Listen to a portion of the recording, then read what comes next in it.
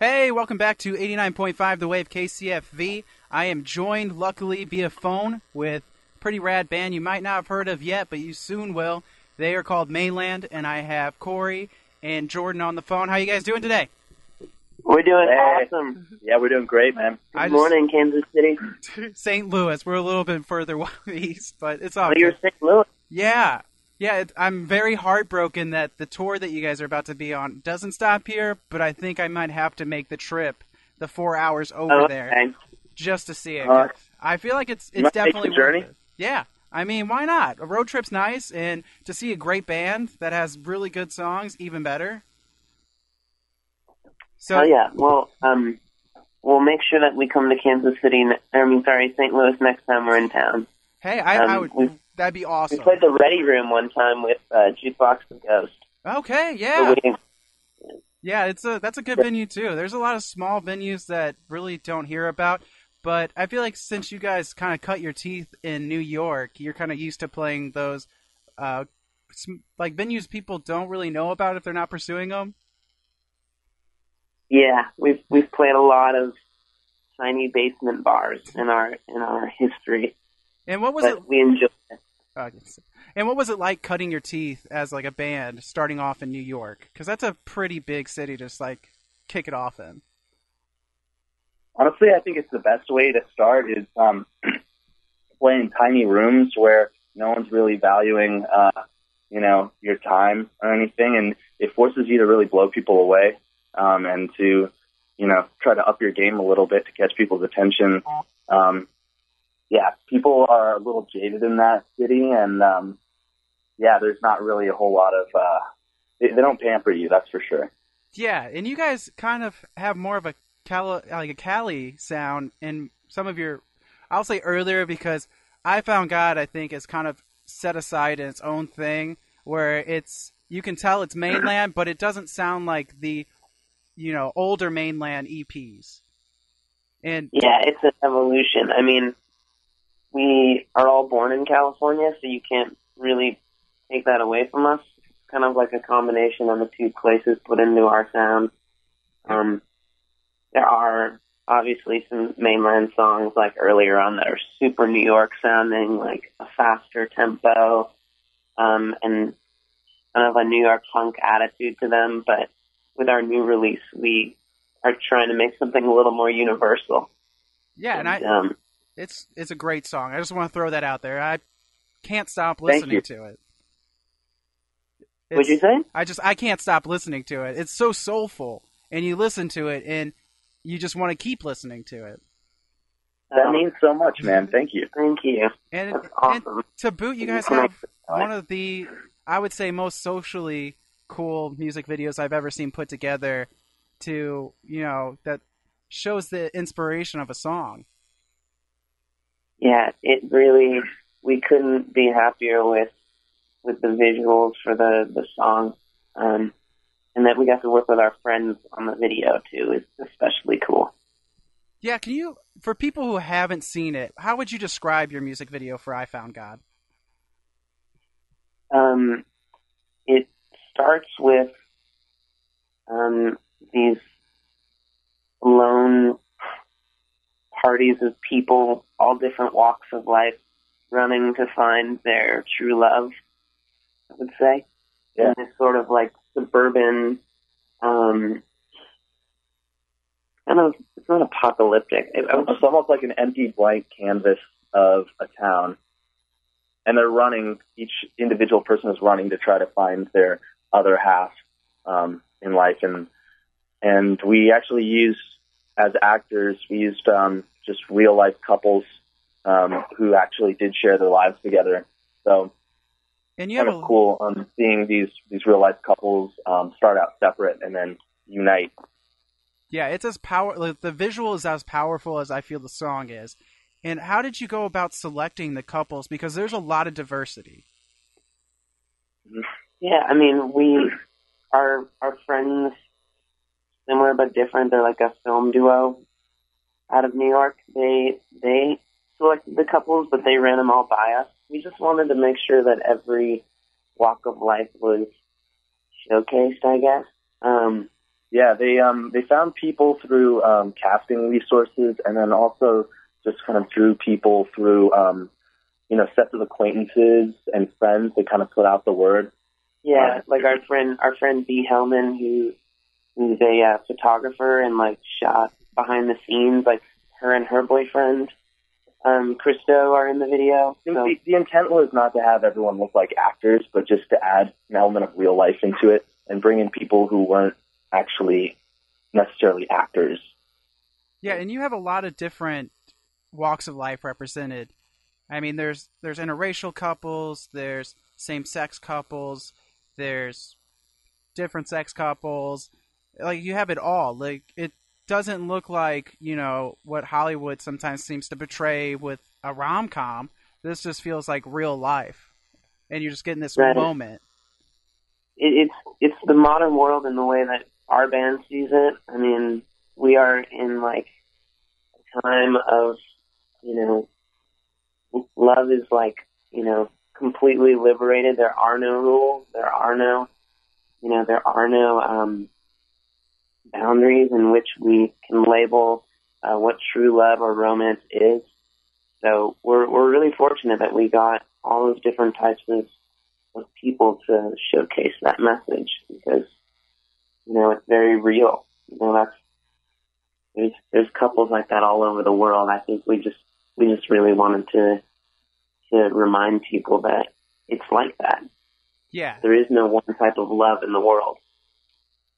And I think it's great because you guys are pretty advocate on a lot of things that you believe in, like this whole love is love. We can't really just pick and choose what we hold to be true.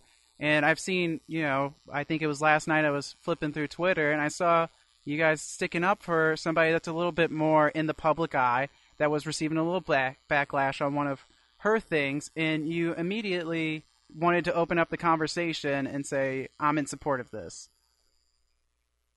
Oh, really? Yeah, it was the Rihanna thing when some people were having the issues. Rihanna. Okay. Yeah. No, I think what she did is great. Like, people were calling her out for making for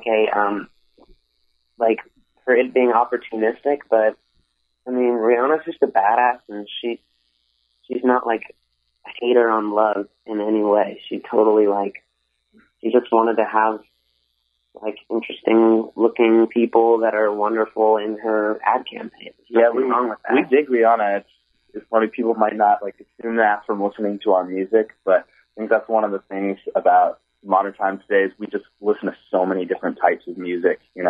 We definitely listen to nasty punk stuff, and then we listen to pop as well. So, and it's just so easy with the internet. That's how I found you guys. Actually, how I found you guys was there's a band that I got in here earlier in the year. You know them because they're your label mates, Coast Modern, and they shared out your music video, and I was just captivated by it. No way. That's awesome. Yeah, really two cool dudes, Coleman and Luke. Probably not listening, but really nice guys, top acts. They're very creative. You are on a label with a lot of creative people. Do you ever feel like that amount of creativity really steps up your game because you want to display how talented and great of songs you can write as well? There's a lot of good people on 300, our record label. Yeah, and it's diverse, and the people that work there are awesome. So yeah, we got to step up our game always. We're always on our A game. Gotta be. Coast Modern, they're homies. They live in LA too. Yeah. LA's a pretty poppin' town, it seems like. It is a poppin' town these days. Yeah. Coleman came over to our house one time and we played music together. That's awesome, man. So, see, those are the things. Love Coast Modern. Yeah, you should check them out. If you're checking out Mainland, check out Coast Modern. And then you also have one of the heaviest hitters right now on the alt scene that you actually came up with. What was it like being signed around the same time as Highly Suspect to the same label? Oh, yeah. Well, we had played a show with them early on, and we played a show with them in New York, and so we were aware of them. And so it was definitely, it felt like very, it was almost like fate or something, getting signed again with them and it coming background full circle. And so they were really just kind of finding their sound actually when they got signed. It's been amazing to see them like take their shape and everything. They've been around for a really long time. I don't know if people know that, but like, they're the real deal. They were a cover band for many years, and then when we met them, they were kind of doing like reggae, ska, punk music. You know, we played this tiny bar in Brooklyn called Matchless, like a lot of local Brooklyn bands would play. And I think it was during CMJ. We played a CMJ show with them.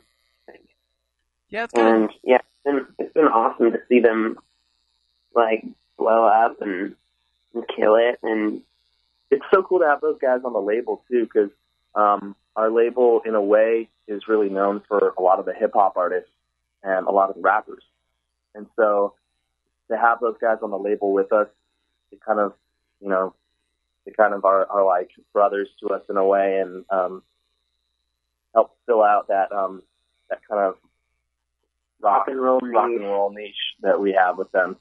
So it's really cool to have them on the label with us. Yeah, because they're one of the biggest artists on the label, you know, despite all like the hip hop on there, and it makes the people at the top of our label be like, oh, wait a second, like, you know, the rock bands can like kill it too, and are really important.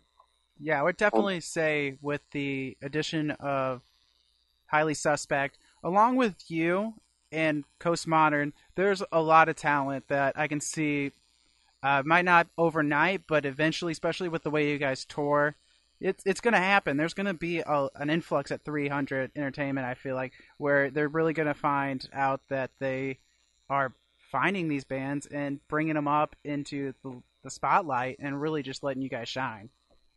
Yeah, I mean, they've been really good to us. You know, they help us when we need help, and they believe in the song. Especially right now, they're helping us promote the song to the best of their ability and getting us out on the road. So yeah, that's our favorite part. Is they've just been really enthusiastic about getting us out on the road, and that's our favorite part. That's where we shine. You know, we just love getting out there and playing cities that we've been to before, cities that we haven't been to before. And sorry, we're not hitting St. Louis. It's okay. I mean, I wanted to see the Rex when they came through, but I didn't because you guys weren't with them at the time, and I'm kicking myself for it now. That's very flattering. I know, but I was like, it's a Thursday. I have a full-time job. I'm a full-time student. I don't want to, have to, wake myself up after 3 hours of sleep. But if Mainland was there, I would definitely have gone and checked it out. It would have been too big of a lineup for me to miss out on. But right. We were just on the tail end of that tour. But exactly. It was a really, really fun tour, I'm sure. Yeah. You saw some of the pictures. Yeah, it was amazing. Yeah, you would have loved it, man. You guys kind of had a hitchhiker during that tour, too, at one point. A hitchhiker? A hitchhiker. From the tech... I can't remember. Oh, yeah. Oh, yeah. Brendan from the tech... Yeah, you had us worried for a second. I was like, not that we know of. I was like, our videographer didn't hitch a ride. I was like thinking, was there someone hanging on the back of the bus or something, or on the back of the van, like that we didn't know about? We had, for those of you who don't know, the Technicolors that we were on tour with too, they had a band breakdown, and we were able to just take one band member of theirs. We took Brendan so he could do an acoustic set. After our show in Baltimore. Because the show must go on, but they couldn't get the whole band down to the show in Baltimore, so he hitched a ride with us, and we made it happen. Oh yeah, you guys looked like you had a lot of fun with that. It was like a mobile slumber party. It seemed like. It was, yeah. Totally. We ate a lot of noodles and stuff on the bus, and then when we got there to Baltimore, we actually we floated the idea. We were like, hey, you're playing acoustic this set. Maybe we could join you up there and do one song just full electric. So we played one of their songs, one of our favorite songs of theirs, as the last song in his acoustic set. We all got up there and just got loud. We just wanted to make that night special because they'd kind of gotten the short end of the stick with their van breaking down and having to pay for that, and we just wanted to to give their fans something special that night, and it ended up being one of the best nights of the tour. I went on stage with the Rex and sang. They'd been doing a cover of "Are You Gonna Be My Girl" by Jet. Nice. So I jumped on stage for that song. Like, they threw the tambourine at me, like, in the middle of the song. Yeah, when we're on tour, we like to make it like a family thing, you know? Like, we try to be like a family to the other bands, help each other out. And as far as the live show, we like to keep it unpredictable, you know, and improvise a little bit and hopefully give the audience something that the other audiences haven't seen yet. Yeah, I mean, anybody... Oops, sorry, man. Jordan, I didn't mean to cut you out. I was just going to say, anybody can, at this point, with enough money, make a album that sounds good. But it's hard to be a good performing band, from my view. What are your guys' thoughts on that? That's where those little clubs in New York or wherever, you know, wherever your band comes from, I think that's where that comes in. You just got to cut your teeth. You can't fake that stuff. I mean, we played every small venue in New York for like years before we even toured. It's kind of like finishing school, you know? So yeah, and not just once in a while, like, you know, once every couple of weeks or something. You got to be playing like multiple times a week to different audiences, different venues, and yeah, it'll keep you sharp, I think. And now that we have I Found God, which is a single released right now, and I know in 2016 you guys were talking about an album that was supposed to come out. I believe it was called Night Trials. Are we anywhere close to a full length album from you guys? Yeah, we're really close, actually. And release date, that's another question, because that comes after that. So, but in terms of the material, yeah, we're getting pretty close to having an album. It's pretty close. I mean, we recorded Night Trials. We sat on it for a really long time, and we talked to our label about putting out this new record because we just thought it was better, and we're more proud of it, and you only get one shot at a first album. Yeah. So it was like a mutual agreement to just put out this new record. And I Found God's the first track we put out from it, and just wanted to put out our best work. And on this album coming out, should we expect things that are more like I Found God, or are we going to get a little bit of mixture of some of your earlier EPs where, you know, you guys kind of sound like the great 80s bands, like the Cars, especially The Cure. When I hear some of your early stuff, I say, man, they like have to love The Cure, because it is very like it feels influenced by it. Is that a fair statement? No, there's some Springsteen, there's some Cure, there's some like Duran Duran, there's some stuff like I Found God, there's some stuff that's kind of splitting the difference between like the 80s sound and the big anthemic rock songs. Yeah, you're going to hear some variety. There's definitely variety, but we want it to all make sense too, so. Exactly. And there's tracks that kind of glue the two together. Yeah. But yeah, there's stuff that's like Outcast but evolved, you know. Well, now I can't wait for this. Yeah, we almost think of it as like two different sides to the album. There's a more anthemic side, and then there's a side that's like maybe an Outcast 2.0. So it's a little bit of that 80s-ish kind of stuff that you hear there. All right, guys. So, sorry, I'm just winding down a little bit on time. I wish I had a lot more time to pick your guys' brains about everything going on with this new album, your sound. It's amazing. I Found God. I played in rotation on my shift, and then I talked everybody into playing it on theirs. So I'm very happy. Awesome, man. We really appreciate that. It's a powerful song that needs to be heard, because I feel like the message in it about love is something that's universal and everybody should be able to recognize. And I think the best thing about being in radio for me is being able to give that ability for people to discover music like this that isn't necessarily in the mainstream, but should be. And was there anything... We wouldn't be opposed to that. Yeah, exactly. I wouldn't either. I want to hear you guys on, like, a top 40 station. I really do. I don't care if it gets commercialized or not. I was on from the beginning, so I know how great it was before everybody else did, and that's all I need. Well, glad that you're on. You got your ears open. And is there anything that Jordan or Corey you'd like to add before we wrap it up and play your new single? Check out our new single, I Found God, out on 300. We're Mainland, and we'll be on tour with the Mowglis end of February through end of March. And if you're like come me... see us. We're coming through the Midwest. Unfortunately, we're not playing St. Louis, but we're playing Kansas City at Record Bar on March 24th. Hey, I'm going to be there. I'm making the statement now. I'm going to save up. I'm going to make the trip there. If you guys would just do me a favor, hold on to the line for a little bit, and I'm going to get right into I Found God. I want to thank you guys again so much for taking time out of your day to talk to us about it. And this is... It was a lot of fun, man. Thanks for having us. Thank you. And now we have Mainland's I Found God. This thing was so hard.